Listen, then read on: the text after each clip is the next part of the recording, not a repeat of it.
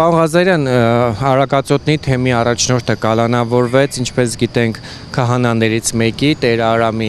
հանրային հեռուստաընկերության տված հարցազրույցի եւ Դանիել Հյուրանիսյանի դատախազություն ներկայացրած հաղորդման հիման վրա հետևել եք զարգացումներին ընդհանրապես հոգեվորականների շուրջ տեղի ունեցող այս գործընթացները, ինչպես կմեկնաբանեք։ Դա կազմակերպված արշավա եկեղեցու դեմ, իսկ հավաքագրված հոգևորականը, տվյալ դեպքում Տեր Արամ քահանա, ուրեմն, եթե չեմ Ասատրյանը, եւ նաեւ այլ դերակատարներ, ինչպիսին է Դանիել Հյուրանիսյանը, հանրային հեռուստաընկերությունը, դա ըստ էության մի հատ ամբողջական քաղաքական կոնցեռն է, որտեղ յուրաքանչյուրը ունի իր հստակ դերաբաժանումը եւ նրանց համակարգված գործողություններով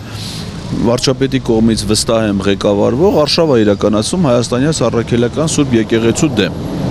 Իսկ թե ինչու է այդ արշավը իրականացվում, դա շատ տրամաբանական է եւ հասկանալի, որովհետեւ հայաստանյան առաքելական եկեղեցին ի տարբերություն մյուս կրոնական կազմակերպությունների, որոնք Հայաստանում գործում են, ունի հատուկ սահմանադրական կարգավիճակ, իբրև ազգային եկեղեցու եւ ունի շատ կարեւոր առաքելություն, որի հետևանքով նա հայտնվել է Թուրքիայի անվտանգային ծառայությունների տեսադաշտում եւ նաեւ Ադրբեջանի հոգևոր իշխանության եւ նրանց անվտանգային ծառայությունների տեսադաշտում եւ այս գործողությունները տրամաբանական ժամանակացույցով կապ ունեն։ Նիկոլ Փաշինյանը հերքում է այդ կապը, երեք էլ ճեպազրույցում հերկեց, ասում է հիմա օրինակ ենթադրենք, ես հենց հիմա ասուլիս եմ տալիս կամ խոսում եմ, կարող է օրինակ նամազը ինչ-որ միտեղ, ինչու եք դա կապում մեկը մյուսի հետ։ Եթե Նիկոլ Փաշինյանը արդեն գիտի Ադրբեջանում նամազի ժամերը, դրանց տրամաբանական կապերը, դա այլ խնդիր է, հարստացնում է այդ տեղեկությունները, բայց դե ինչքան էլ ինքը փորձի խուսափել, կա ժամանակացույց։ Ժամանակացույցը այն է, որ մայիսի 22-ին այս տարվա Ալաշուկյուր Փաշազադեն, որը Կովկասի մահմեդականների վարչության նախագահն է եւ ադրբեջանցիների հոգեվոր առաջնորդը, հայտարարեց, որ իրենք արդեն իսկ որոշում են կայացրել Երևանի եւ Էջմիածնի Ղազիաթ հիմնելու վերաբերյալ։ Ղազիաթը դա իրենց դավանանքի թեմերն են եւ դրանք բնականաբար հիմնվում են այնտեղ, որտեղ կան իրենց դավանանքի կրող մարդիկ։ Քանի որ Հայաստանում հիմա չկան ադրբեջանցիներ, բայց Նիկոլ Փաշինյանը բանակցում է Իլհամ Ալիևի հետ ադրբեջանցիներով Հայաստանը բնակեցնելու վերաբերյալ խոսք է 300,000, հետո ավելի ուշ 700,000, 1,5 միլիոն ադրբեջանցիների բնակեցման մասին, ակնհայտ է, որ այդ որոշումը դրա հետ կապ ունի, մանավանդ որ Ադրբեջանում հոգևոր իշխանություն ուղիղ կապվածության մեջ է քաղաքական իշխանության հետ։ Եվ այդ որոշման Հայաստանի իշխանությունները չեն արձագանքել է մայրաթոռը։ Դրանից հետո վեհապար հայրապետը Շվեյցարիայում հանդես է եկել հայտնի ելույթով, որով ադրբեջանական ագրեսիան Արցախի դեմ որակել է ռազմական հանցագործություն, ցեղասպանություն, բռնի տեղահանություն, գերիների վերադարձ, քրիստոնեական ժառանգության դեմ բարբարոսություններ։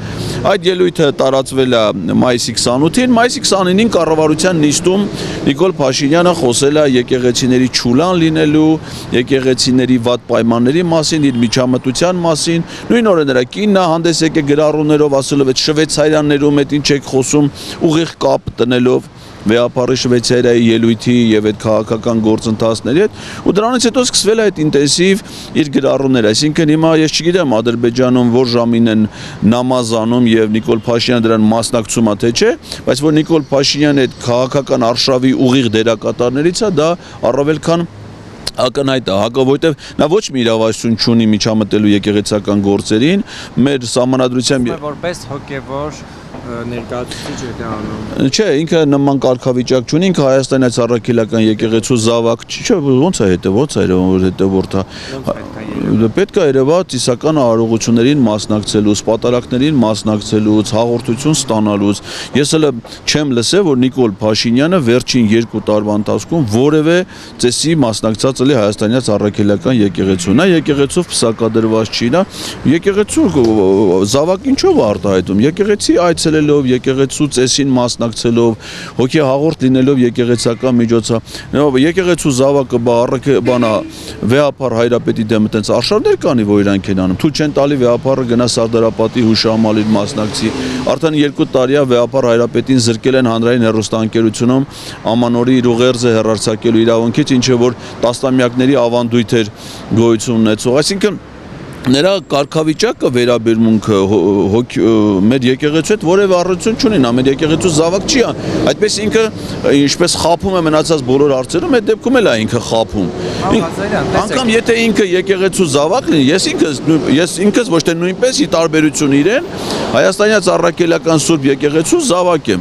բայց ես ինձ իրավունք չեմ վերապահում քննելու թե եկեղեցին ինչպես պետքա կարգավորվի, վեհափառը պետքա հրաժարական տա թե չտա,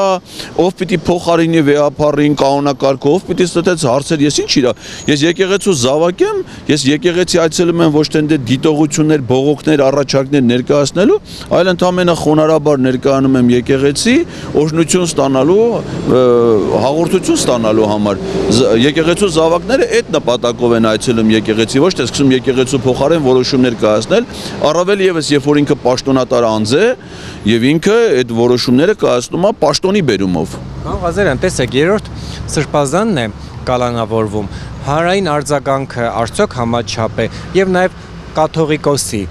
մայրաթորը սահմանափակվում է պարզապես հաղորդագրություն տարածելով։ Կարծում եք այդպես պետք է լինի, թե այլ գործողություն պետք է լինի իրենց կողմից։ Ավելի վատ բաներ էլ է տեղի ունենում, ասենք նույն այդ գործընթացում հələ մինչև Արագածոտնի թեմի առաջնորդի ձերբակալությունը, երբ ձերբակալված էին Տաուշի թեմի առաջնորդը, Շիրակի թեմի առաջնորդը, որոնք նաև բարձրագույն հոգևոր խորհրդի անդամներ են, թեմակալ առաջնորդներ լինելուց բացի, Արմավիրի թեմի առաջնորդը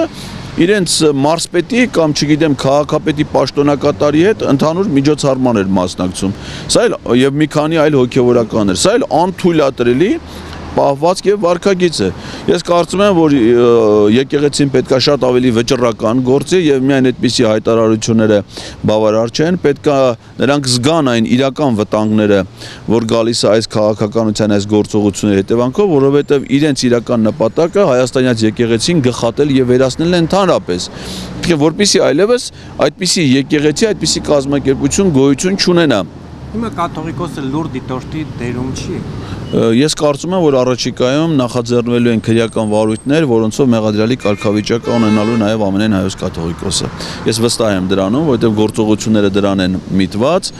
Դուք քիչ առաջ հիշատակեցիք Արամ քահանայի այցելությունը Պետրոս Ղազարյանին, մեկ այլ նախկին հոգևորական Հարություն Հարությունյան նույնպես այցելել է Պետրոս Ղազարյանին եւ խոսել ընտրական գործընթացներին, իբր կաթողիկոսը իրան կողմնորոշել է, թե ինքը ինչ ընտրություն կատարի, հոգևոր այդ Վազգենյան ճեմարանի սաները ինչ ընտրություն կա, այսինքն սա նույնպես դրա հետ ուղիղ կապված է եւ ուղիղ ցուցմունք է վեհապար հայրապետի դեմ։ Ես վստահ եմ, որ նրանց գործողությունները տանելու են դրան։ Նիկոլ Փաշտյանը, եսեք ինչքան ժամանակ է հայտարարում, որ վեհապարը պետք է հեռացվի եկեղեցից, վեհարանից,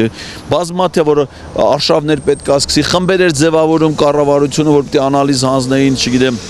պաս պահել են, թե չեն պահել, տեստ պիտի հանձնեին, աստվածաշունչ կարդացել են, այդպես հիմար մեթոդաբանության բան, այդպես էլ չի ձևավորում, չէ՞, այսինքն ոչ մի գործը իր հաջողություն չի ունենում։ Եվ Բայց ասում է, որ կան դիմողներ, ինքը ստուգում է այդ մարդկանց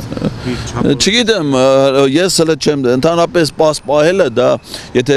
կեսաբանական, այսինքն սննդային բաղադրիչն է, դրա ստուգման ձևը անալիզն է։ Ես հələ այսինքն բազմաթիվ տեսանյութեր ինքը հրապարակում է, բայց ես չեմ տեսել, որ ինքը մի հատ ինչ-որ մեկի մեզի անալիզը ուսումնասիրի եւ պարզի։ Նա ասենք այս տարի օրինակ պաս պահելա թե չէ, որովհետեւ այլ կերպ մեզից կեղտից եւ այրան ձևով հնարավոր է այդ անալիզը ստանալ, բայց ես նրան տեսանյութերում չեմ տեսել, որ նա այդ հետազոտությունը անի։ Այսինքն ակնհայտ ձախողում է այդ իմաստով, իսկ եթե ձախողում է նշանակում է ասում է իրավական գործիքակազմով ներազդեցության ձևերին։ Հանրությունը պետքա ոտքի կաս, ազգային ազատագրական պայքար է, մենք հիմա հայտնվել ենք թշնամու տիրապետության տակ։ Յուրաքանչյուր մարդ պետքա գիտակցի, որ մեզ հիմա իշխում է Ադրբեջանի նախագահը եւ Թուրքիայի նախագահը։ Մենք թշնամական տիրապետության տակ ենք հիմա հայտնվել։ Եվ որպեսզի կարող է այս թշնամական տիրապետությունը, դա մեր ֆիզիկական գոյության սպառնալիք է։ Ոնց որ Արցախահայությունը ենթարկվեց ցեղասպանության եւ բռնի տեղահանության, նույն ճակատագիրը սպասում է նաեւ մեր երկրի, մեր հայրենիքի այս հատվածում ապրող մարդիկ պետքա ուղղակի դիմադրություն ցույց տան այս ամենին։